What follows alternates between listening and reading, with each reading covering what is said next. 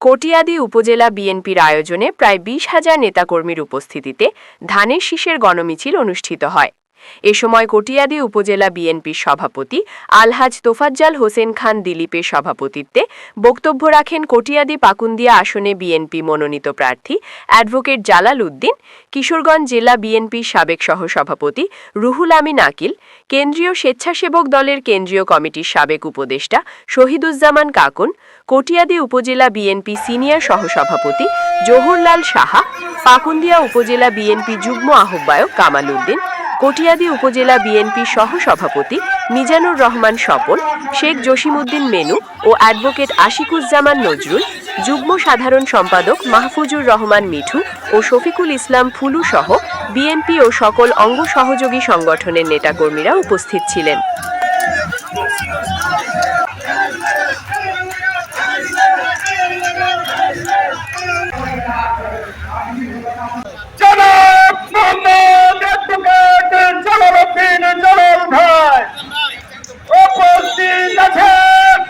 আমরা শুধু মিছিল মিটিংয়ে ঐক্যবদ্ধ হয়ে আমরা বিভিন্ন বাড়ি করে বিভিন্ন ঘরে ঘরে ভোটারের মাধ্যমে আমাদের যেতে হবে, এই বলে আমি আমার বক্তব্য শেষ করলাম। আল্লাহ হাফেজ।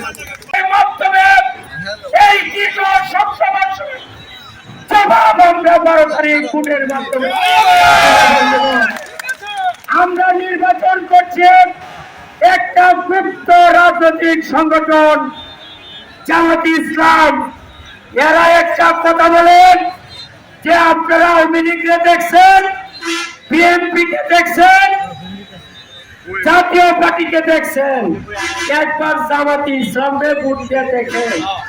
বন্ধুগণ, আমি বলতে চাই জামাত ইসলামের ভাইদের আমরা মিছিল অংশগ্রহণ করবো।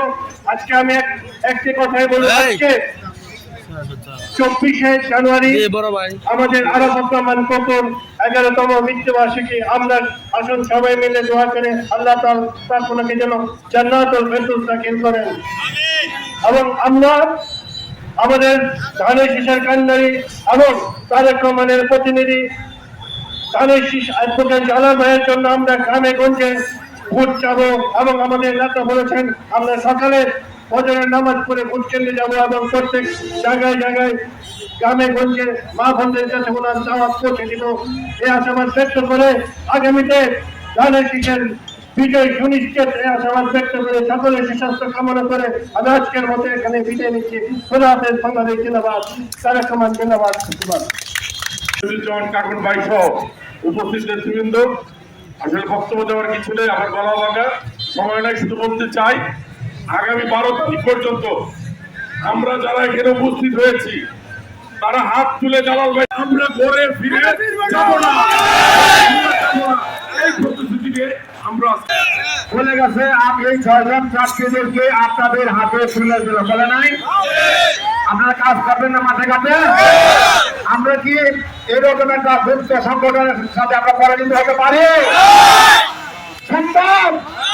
এটা সম্ভব না। দেশের প্রধানমন্ত্রী হবে কে?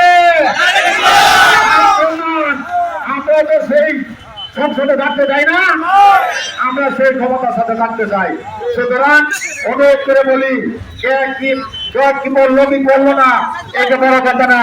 আপনার দল, আপনার সংগঠন, আপনার প্রাণ প্রিয় দলের জন্য এই 12 তারিখ পর্যন্ত কাজ করতে হবে, বলবেন না?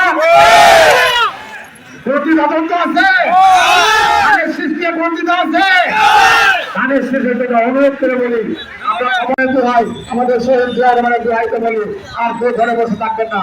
এই গুপ্ত সংগঠনের সাথে আমরা হাঁটতে পারি না, মানে আমাদের হারার কোনো সম্ভাবনা নয়, আছে বিপুল ভোটে ইনশাল্লাহ।